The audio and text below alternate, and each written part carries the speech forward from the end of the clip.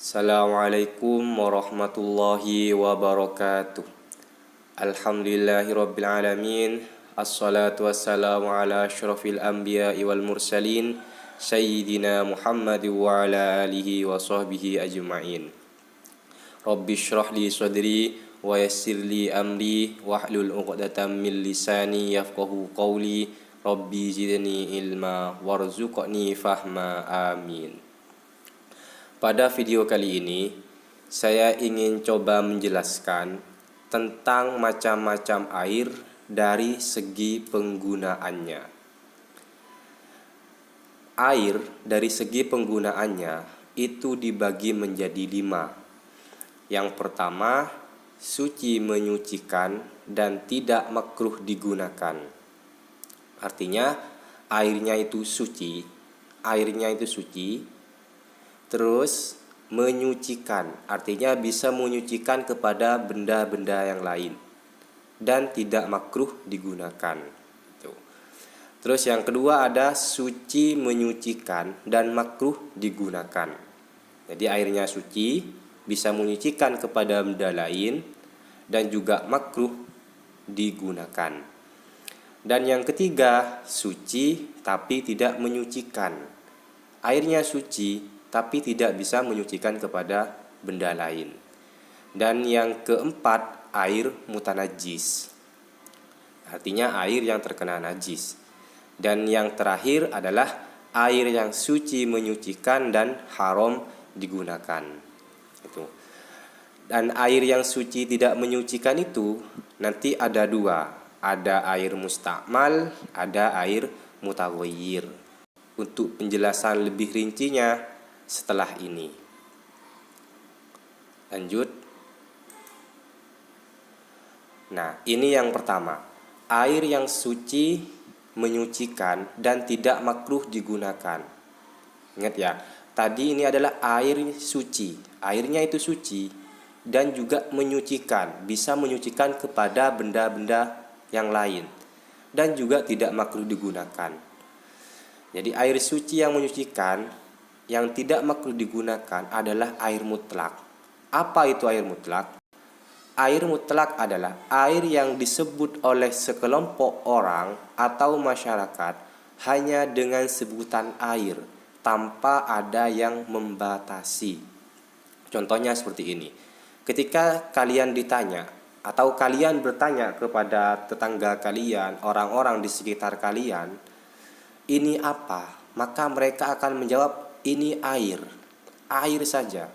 Nah, itu berarti air mutlak, tidak ada embel-embel di belakangnya. Nah, itu namanya air mutlak, air yang tidak ada pembatas. Atau airnya itu dibatasi dengan batasan yang bisa lepas atau tidak permanen. Apa yang dimaksud batasan yang bisa lepas itu? Apa yang dimaksud batasan yang tidak permanen itu? Nah, di dalam bab air itu ada 2 istilah. Yang pertama ada qayyid munfak, ada qayyid lazim. Qayyid munfak adalah batasan yang bisa terlepas dari air. Contoh, kalau qayyid munfak, air sungai. Sungai ini adalah membatasi keberadaan air, hanya tertentu kepada air yang di sungai. Nah, sungai ini namanya qayyid, batasan. Sungai ini bisa lepas kepada air dengan catatan ketika air itu dipindah. Contoh, air sungai ketika dipindah ke timba, maka sungainya hilang, akan menjadi air timba. Itu namanya qayyid munfak. Qayyidnya itu bisa lepas. Contoh lagi, air sumur ketika dipindah ke bak mandi, maka akan berubah air jeding, seperti itu. Nah, artinya qayyid ini bisa lepas. Jika ada air yang dibatasi oleh qayyid munfak atau qayyid yang tidak permanen ini, maka itu juga hukumnya suci menyucikan dan tidak makruh digunakan. Ya, contohnya seperti tadi, air sungai, air sumur, terus air jeding dan semacamnya. Terus yang kedua ada qayyid lazim. Apa qayyid lazim? Qaid lazim adalah batasan yang tidak bisa lepas dari air. Apa yang tidak bisa lepas? Contohnya seperti air kopi.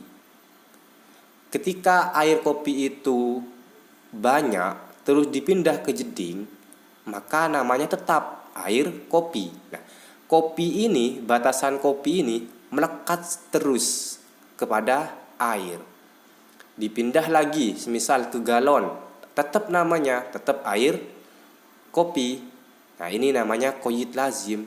Nah, kalau ada air yang dibatasi dengan qaid lazim, qaid yang permanen ini, maka itu sudah bukan air yang suci menyucikan lagi, tapi itu sudah masuk air mutaghayyir. Pembahasannya nanti di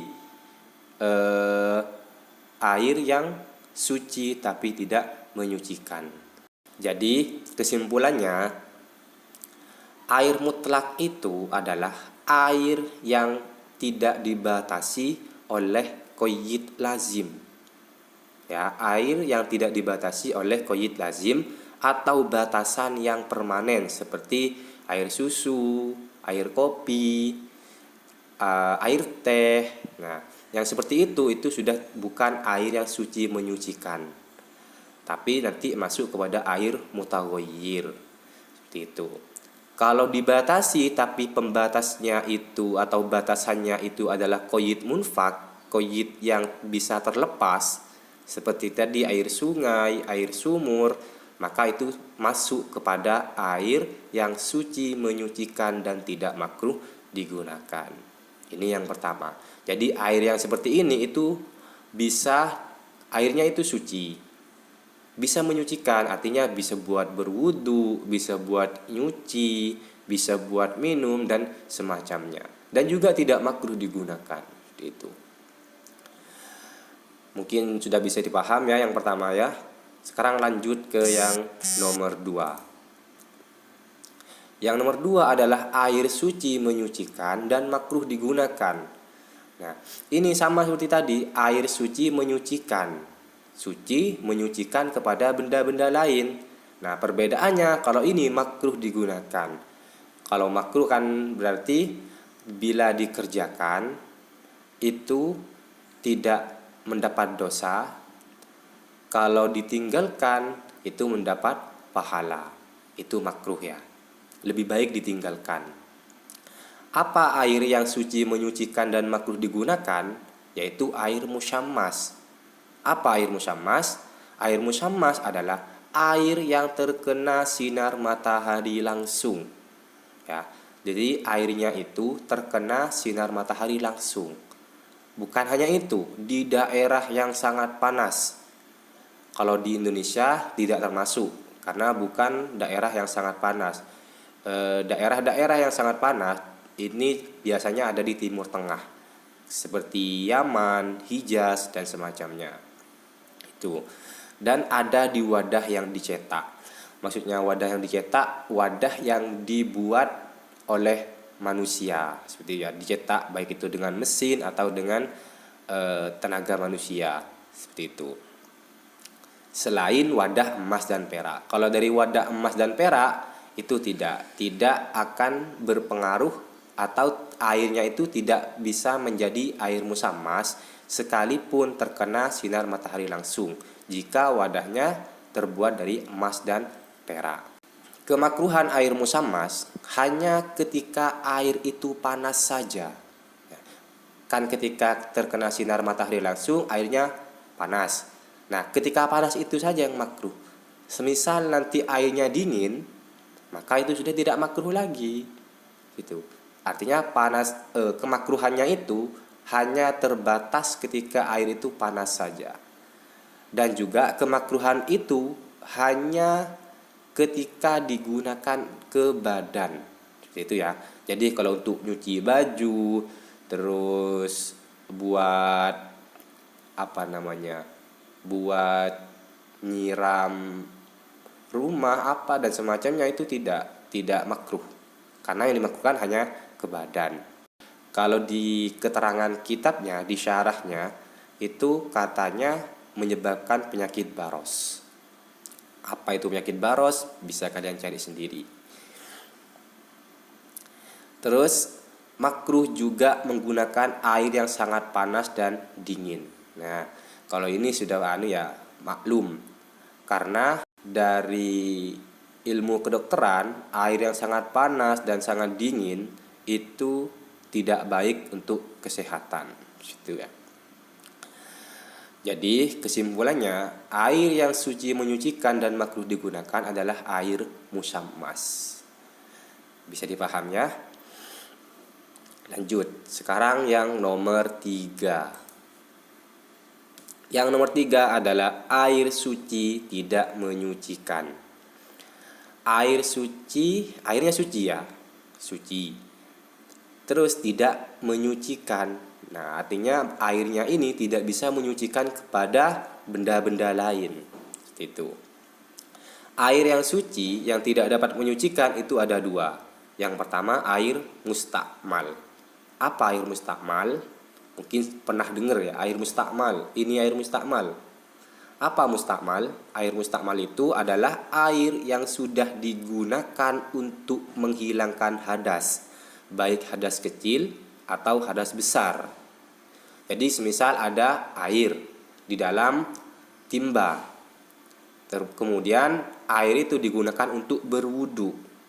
Nah, maka air bekas wudu itu namanya air mustakmal. Ya. Cuman ada catatannya. Yang pertama untuk basuhan fardu. Maksudnya basuhan fardu, ketika wudu yang biasa dilakukan oleh orang-orang adalah semisal membasuh wajah itu kan 3 kali. Basuhan pertama, basuhan kedua, dan basuhan ketiga. Basuhan pertama itu adalah basuhan fardu. Nah, bekas basuhan yang pertama itulah yang dinamakan air mustakmal. Sedangkan basuhan kedua dan basuhan ketiga itu bukan fardu tapi sunnah. Jadi airnya tetap suci menyucikan. Yang suci tidak menyucikan itu hanya bekas basuhan yang pertama. Itu. Terus yang kedua, airnya tidak sampai 2 kullah. Apa itu 2 kullah? Kalau dalam 2 kullah itu sama dengan 270 liter. Ya, 270 liter. Terus yang ketiga catatannya, air sudah terpisah dari badan. Jadi sudah terpisah dari anggota. Kalau buat wudu berarti terpisah dari anggota wudu. Kalau buat mandi berarti terpisah dari anggota mandi seperti itu. Kalau masih melekat di badan belum dihukumi mustakmal seperti itu. Bisa dimengerti ya. Termasuk juga air mustakmal adalah air bekas basuhan najis. Jadi air yang digunakan untuk menyucikan, misal menyucikan baju yang terkena najis atau menyucikan kotoran ayam, airnya itu bisa menjadi mustakmal dengan syarat, bukan airnya itu nanti tidak jadi air mutanajis tapi jadi air mustakmal. Cuman ada syaratnya. Yang pertama, tidak mengalami perubahan pada sifat-sifat air. Sifat-sifat air itu ada 3: bau, rasa, dan warna. Jadi baunya air, rasanya air, warnanya air itu tidak mengalami perubahan sama sekali. Itu syarat yang pertama. Syarat yang kedua, volume air tidak bertambah setelah memperkirakan volume air yang terpisah dari benda yang dibasuh ditambah volume air yang diserap oleh benda yang dibasuh. Untuk lebih jelasnya, kita lanjut ke contohnya. Ini contohnya. Rumusnya tadi, air bekas basuhan itu ditambah air yang diserap oleh benda. Jika bertambah dari volume awal, maka airnya itu nanti disebut air mutanajis. Ingat ya, jika bertambah. Jika tetap atau berkurang dari volume awal itu disebut air mustakmal. Langsung, contohnya volume asal air 10 liter. Ya. Sebelum buat nyuci, air yang ada itu adalah 10 liter. Nah, di gambar ini yang timba itu ini adalah air bekas basuhan najis. B ini adalah air yang diserap oleh benda yang disucikan tadi, gitu ya. Nah, di contoh yang pertama, A berarti air bekas basuhan itu sisanya 8 liter. Kemudian air yang diserap oleh benda B gitu ya, dikira-kira ternyata 1,5 liter. Berarti kalau ditambah jumlahnya menjadi 9,5 liter. Nah, karena berkurang dari volume awal air, kan tadi volume awalnya 10 liter sebelum buat nyuci. Setelah dibuat nyuci, terus dijumlah sisa air dengan air yang diserap, itu ternyata 9,5, berarti berkurang 0,5 liter. Maka karena berkurang, rumusnya tadi, jika tetap atau berkurang, maka disebut air mustakmal. Maka airnya itu mustakmal karena berkurang. Seperti itu. Dan contoh yang kedua, A atau air yang ditimba itu, air bekas basuhan najis itu 9 liter. Ditambah B itu air yang diserap oleh benda yang dibasuh. Itu setelah diperkirakan 1,5 liter. Berarti ketika ditotal itu menjadi 10,5 liter. Nah, ini berarti bertambah dari volume awal air yang 10 liter bertambah 0,5 liter. Karena bertambah, maka rumusnya jika bertambah dari volume awal, maka airnya dihukumi mutanajis. Kesimpulannya seperti ini. Berarti contoh yang pertama yang berkurang itu berarti air yang ditimba itu hukumnya air mustakmal. Dan contoh yang kedua yang bertambah, air yang ditimba itu dihukumi air mutanajis. Seperti itu. Paham ya? Jadi kalau air mustakmal berarti hukumnya suci, tapi tidak bisa menyucikan lagi. Kalau air mutanajis, airnya berarti najis. Artinya air itu nanti kalau terkena ke baju, bajunya juga ikut najis. Seperti itu. Lanjut. Nah, ini bagian yang nomor 2 dari air yang suci tidak menyucikan. Yang nomor 2 adalah air mutaghayyir. Ya, apa itu air mutaghayyir? Air mutaghayyir adalah air yang sifat-sifatnya tadi ya sudah dijelaskan, bau, rasa, dan warna itu mengalami perubahan sebab bercampur dengan benda suci. Ya, airnya atau sifat-sifatnya air itu berubah, mengalami perubahan. Cuman penyebabnya itu benda suci, bukan benda najis. Kalau benda najis jelas nanti air mutanajis. Ini benda suci atau mukhalid. Apa mukhalid? Nah, ini nanti dijelaskan di bawah. Benda suci yang bercampur dengan air itu ada 2. Yang pertama adalah mukhalid. Mukhalid adalah benda yang tidak bisa dipisah dan tidak bisa dibedakan dengan penglihatan ketika bercampur dengan air. Contohnya bubuk kopi itu mukhalid, karena ketika dicampur dengan air maka itu sudah tidak bisa dibedakan mana yang kopi, mana yang air. Seperti itu. Ini namanya mukhalid. Jadi kalau ada air bertemu atau bercampur dengan mukhalid, maka hukumnya suci, tidak menyucikan. Seperti itu. Yang kedua adalah mujawir. Apa mujawir? Mujawir adalah benda yang bisa dipisah dan dibedakan dengan penglihatan ketika bercampur dengan air. Contohnya seperti minyak. Nah, ketika minyak bercampur dengan air itu kan bisa dilihat mana airnya, mana minyaknya. Jadi kalau ada air terus bercampur dengan mujawir, itu tetap tidak mempengaruhi kepada kesucian air, tetap suci dan menyucikan seperti itu. Kalau bercampur dengan mukholid tadi, itu menjadi suci, tidak menyucikan seperti itu.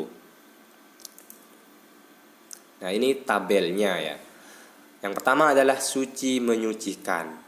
Apa saja air yang suci menyucikan itu? Yang pertama adalah benda mujawir. Jadi kalau ada benda mujawir yang bercampur dengan air, maka airnya tetap suci menyucikan. Yang kedua, benda mukholid. Nah, benda mukholid itu juga bisa air tetap suci menyucikan, cuman benda mukholidnya adalah benda yang tidak bisa dihindari oleh air. Contohnya seperti tanah yang di sungai itu, tanah yang ada di sungai atau lumut, karena memang itu jalannya air dan air tidak bisa menghindar dari tanah itu. Dan contohnya seperti lumut. Lumut itu kan tidak bisa dihindari oleh air karena memang lumut tempatnya di air seperti itu. Dan yang ketiga, perubahan yang disebabkan oleh waktu. Semisal ada air di Jeding, ditinggal mudik selama atau ditinggal merantau selama 10 tahun. Setelah balik ke rumah, ternyata airnya sudah warnanya hijau, baunya sudah tidak enak, menyengat misalnya, baunya menyengat, itu tetap suci menyucikan. Kenapa? Karena perubahan yang terjadi itu disebabkan oleh waktu. Itu bukan karena bercampur dengan benda-benda yang lain. Nah, kemudian suci, tabel yang selanjutnya ini adalah suci tidak menyucikan. Ini adalah air yang berubah tadi, air mutaghayyir itu suci, tapi tidak bisa menyucikan. Apa? Ketika bercampur dengan benda mukholid itu. Ya, ketika bercampur dengan benda mukholid seperti yang dijelaskan awal, bercampur dengan kopi, bercampur dengan teh, bercampur dengan susu, itu hukumnya hukum airnya itu menjadi suci, tidak menyucikan. Nah, ini bagian yang nomor 4. Yang nomor 4 adalah air mutanajis. Nah, air mutanajis paham ya, air yang najis atau biasa orang bilang itu air najis. Air mutanajis adalah air yang terkena najis. Air yang terkena najis itu ada dua. Yang pertama, ada air yang kurang dari 2 kullah.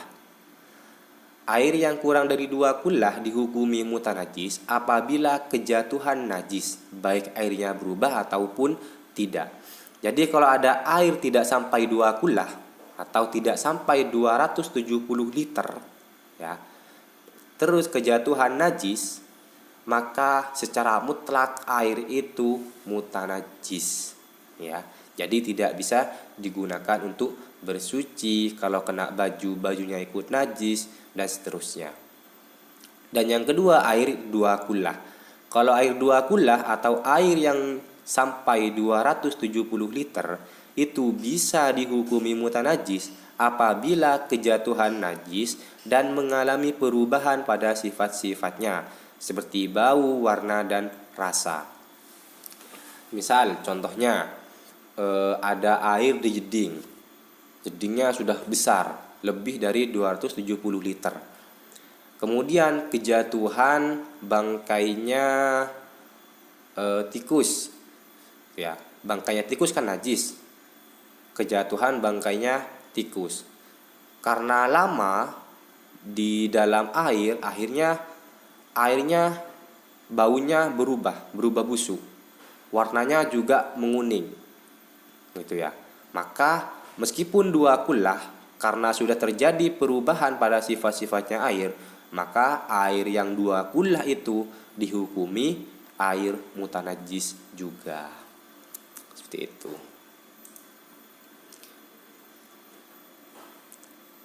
Dan ini yang terakhir, yang nomor 5. Air suci menyucikan tapi haram digunakan ya.